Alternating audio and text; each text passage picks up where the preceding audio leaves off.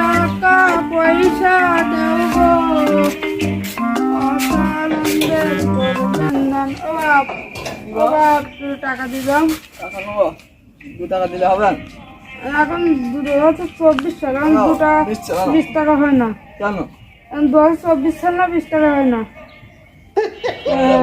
ঠিক আছে, আল্লাহ তোমার মেলা দোয়া করলো, বেশি বেশি বেশি থাকো। 24 সাল বলি মানুষজন এখন 20 টাকা নিচ্ছে না, 100 টাকা নিচ্ছে। এখন যদি কি ফকির, এখন ফকিরদের কোনো মানুষই নেই।